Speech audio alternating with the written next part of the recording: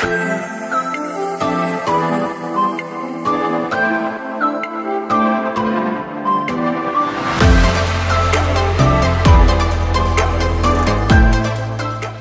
guys! Welcome back to my YouTube channel.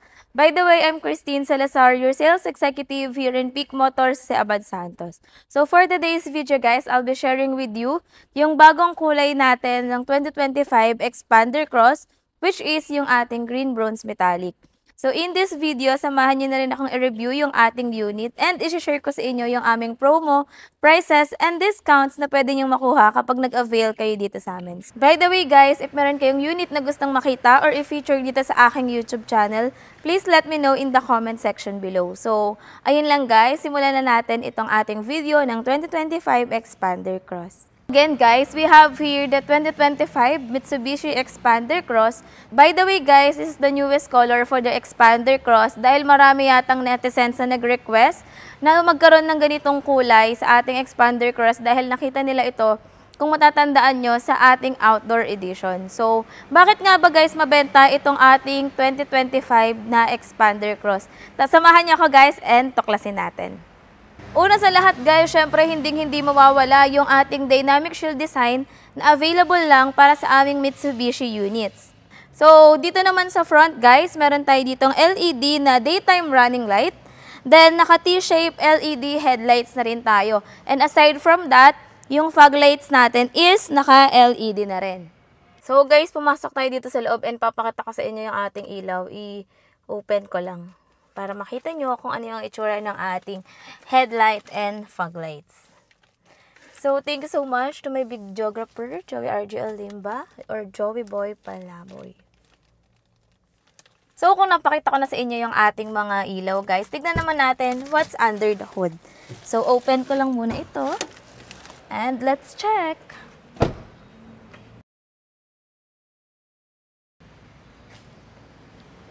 Check na muna natin guys, yung loob ng ating hood.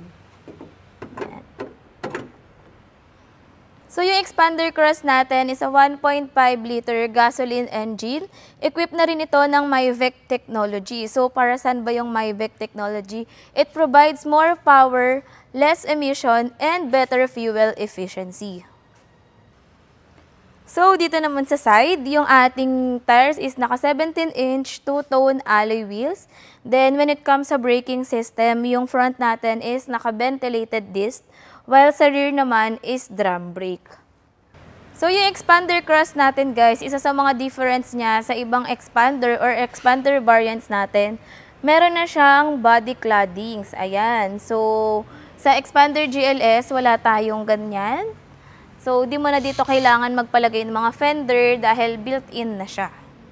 Hawak natin yung key fob ng ating 2025 na Xpander Cross. So, don't mind this guys kasi para sa susunod na video natin to, which is the Triton. So, by the way guys, yung ating side mirror, naka-integrated turn signal light na siya. So, kapag naka-fold yung ating side mirror, meaning nakalock yung ating unit. Using this key fob, pwede nating i-lock and unlock yung ating unit. So, i-unlock ko siya guys. Ayan. So, kapag in-unlock mo yung unit automatic, magre-retract yung side mirror natin. So, again, kapag nilock natin, magfo-fold naman siya. So, syempre, naka-keyless operating system na itong ating Xpander Cross. Meaning, kahit yung susi mo is nasa pocket, pwede mo siyang i-unlock using this button. So, ayan guys. And, pwede mo siya ulit i-lock. So, sobrang convenient. Kahit marami tayong dala, din na natin kailangan pindutin yung key fob natin para lang ma-open itong ating unit. So, tara guys, samahan niyo naman ako sa loob ng ating unit. Dito naman tayo guys sa loob ng ating unit. Pasensya na kayo kung pawis-pawis ako dahil sobrang init dito sa aming stockyard. So, by the way guys, tara. Dito sa ating driver side, dito nakalocate yung ating central door lock. And naka-power windows na rin yung ating unit. Ito naman tayo sa loob. Dito makikita nyo yung ating buttons left and right para sa adjustment ng ating side mirror. So, pwede nyo na rin siyang i-fold using this button. So, dito naman sa baba, meron tayong Mitsubishi Active Stability Control. So, automatic, naka-on lang yan palagi. Then, dito sa ating steering wheel, ayan, pasok tayo. Meron tayo ditong tilt and meron tayong lever for the tilt and telescopic adjustment. So, pwede nyo siyang i-pull up and push down. So, pwede nyo siyang i-adjust, guys. Depende sa driving habit nyo or depende sa preferred nyong position. So, para ilak lang siya, iaangat lang natin itong lever. So, start naman muna natin yung unit, guys.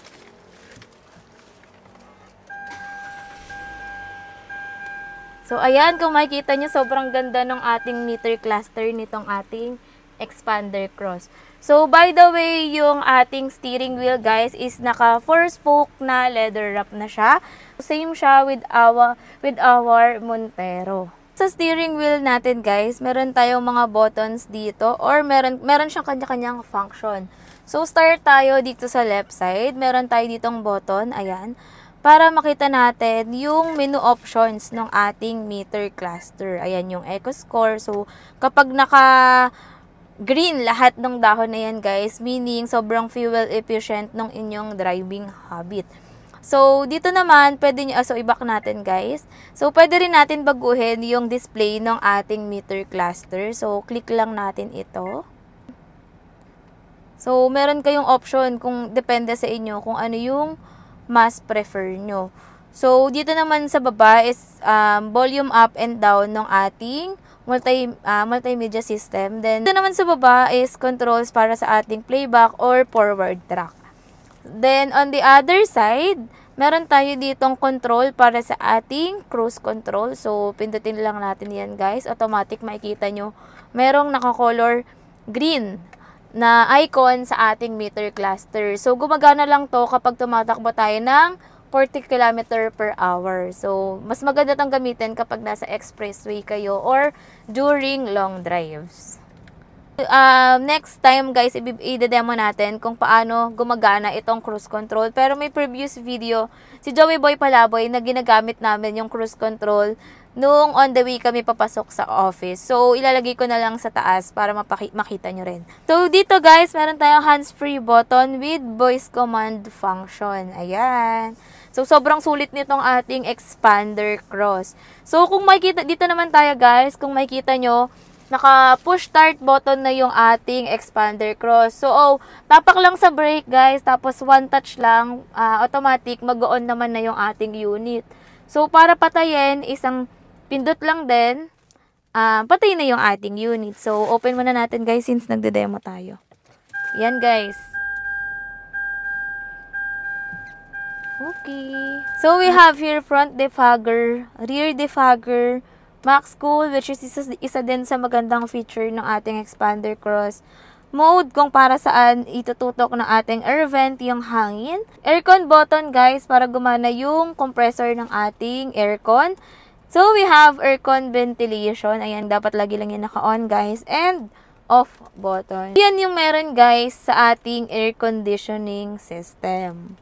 So, punta naman tayo sa ating multimedia system. So, as you can see, yung ating 2025 expander cross, naka full touchscreen na siya. Ayan, sobrang laki na nung kanyang head unit. Yung head unit natin is a 9-inch smartphone link display audio. Pwede natin siyang i-connect via Apple CarPlay and Android Auto. So guys, isa sa mga advantage ng bagong head unit natin, pwede na nating makita yung reverse camera using our head unit. So, click lang natin to, yung katabi ng home button sa left side. Ayan.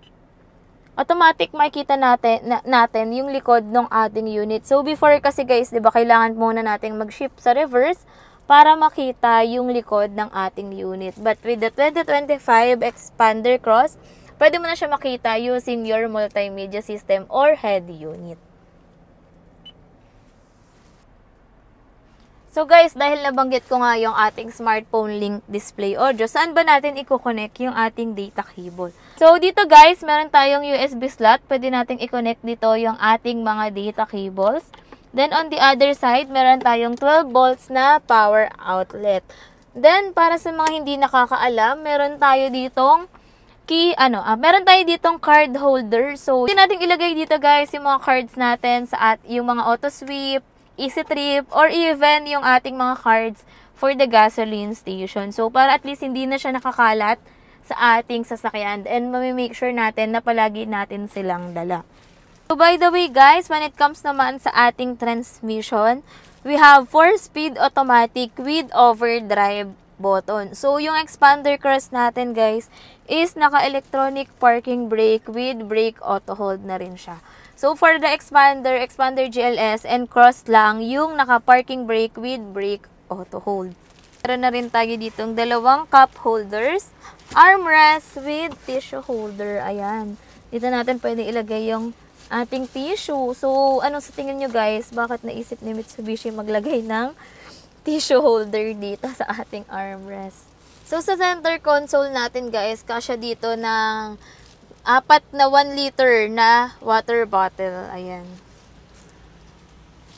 Dito makita natin yung ating owner's manual. So, we have 2 owner's manual. Isa para sa unit and isa naman para sa ating multimedia system. So, make sure guys na kapag bumili kayo ng bagong sasakyan, hanapin nyo yung inyong service manual and siguraduhin natin na basahin din natin siya when we get home.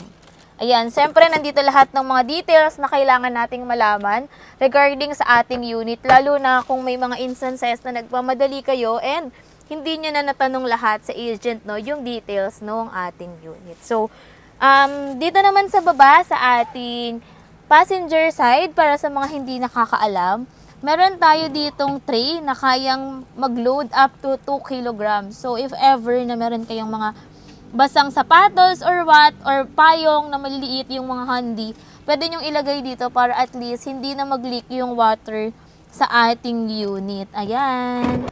So, as you can see guys, ito yung standard na kasama na floor matting nitong ating unit. So, aside from this, since isa siya sa mga standard freebies or inclusions ng ating unit, nagbibigay tayo ng 5D na deep dish matting. So, imagine, dalawa yung floor matting nyo and for extra protection na rin para sa inyong unit.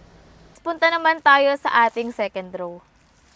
Ito naman tayo guys sa second row ng ating unit. By the way, yung ating second row is na-adjust siya. So, tara, adjust natin. Pakita ko sa inyo. Meron ditong lever guys para ma-adjust natin. So, pwede mo siya i-forward or i-backward. Ayan. So, by the way, yung unit natin is na-full flat din siya. Dito sa baba, meron tayong dalawang outlet for Type A and Type C. Dito sa second row guys, meron tayong 4 na aircon vent. Ayan. Then, dito naman is yung ating aircon switch. Yan. So, thank you for my nails. Nailsecity by Mary. So, kung napanood niyo yung previous vlog ko guys, sila yung narilisan ko ng 2025 na Expander GLS.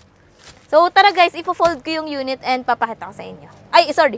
Ipo-fold ko yung upuan and ipapakita ko sa inyo kung paano. Guys, paano ba makakapunta sa third row yung ating passenger? Ipapakita ko sa inyo kung paano i-fold yung upuan dito sa ating second row. So, let's go guys. Dito guys, meron tayong parang lever. So, kailangan lang natin siyang hatakin para mag-fold yung ating second row. Ayan. So, dito, pwede nang pumasok si third row passenger. Ayan. So, sobrang convenient lang umupo dito guys dahil maliit lang ako. Ayan. Tapos, tignan natin kapag nakababa na to. Ayan. Ayan. Saktong-sakto lang talaga ako dito. And, good thing pa dito, meron tayo ditong cup holder. And sa kabilang side, meron din tayong 12 volts na power outlet. So, labas muna tayo. Labas muna tayo guys ha. Sobrang inat! Wait. Back natin to. So, by the way guys, yung upuan pala ng ating unit, di lang natin mapakita.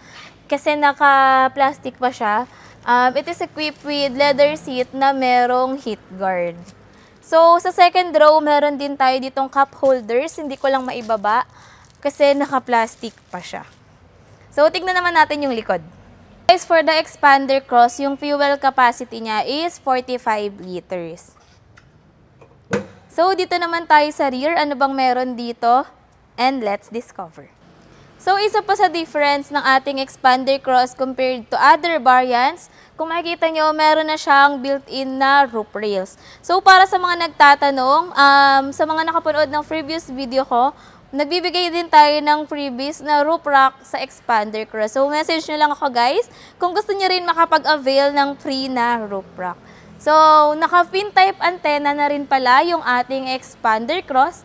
And meron na rin tayo ditong spoiler with third brake light. Yan. When it comes naman sa rear, yung ating ilaw is naka-LED tail lamps na rin siya. Ayan. Tapos, dito meron pa rin tayong emblem na nakalagay na expander cross. Exclusive previous natin for the expander cross is backup sensor for additional safety ng inyong unit. Kung makikita nyo guys, meron din tayo ditong nudge design na rear bumper. So, meron din tayo ditong mga reflectorized. Ayan guys, wala yung ilaw, just to be clear with all of you. So, there you have it guys. Nalaman nyo na kung ano yung mga features nitong ating 2025 expander cross. So, for the pricing, it retails for 1,346,000 for monotone and 1,356,000 for two-tone na sunrise orange plus 15,000 for the quartz white pearl. So, yung SRP natin for the quartz white is 1,371,000. In terms of financing, pwede nyong ma-avail yung ating unit for as low as 49,000 all-in down payment. So, disclaimer lang guys, all prices and promo are subject to change without prior notice. So, for the cash discount, we are offering for as much as 103,500. So, pag-usapan natin guys, ano-ano ba yung inclusions ng ating unit kapag nag-avail ako sa inyo ng cash payment. So, meron tayong standard inclusions. We have the 3 years LTO registration, tint, floor matting, EWD, and basic tools and jack. So, bakit pa ba natin yun guys binabanggit?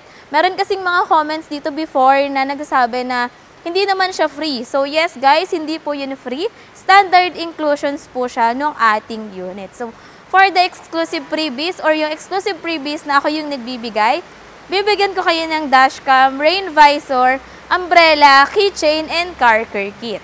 So, disclaimer lang pala guys, comprehensive insurance is not included kapag cash payment.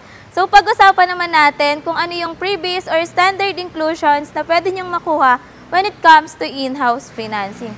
So, let's start with 3 years LTO registration, 1 year comprehensive insurance, 3 years TPL, tint, floor matting, EWD, and nag-offer din tayo ng free PMS Plus card from 1,000 up to 20,000 kilometers. Free yung labor and oil filter nyo. Sorry guys, it is also included in cash payment. So, isa pa sa kinaganda ng aming offer dito sa Mitsubishi Abad Santos, we are offering additional 2 years extended warranty para sa inyong unit. So, imagine guys, kung yung unit nyo is naka-loan for 5 years, yung warranty nyo is up to 5 years also.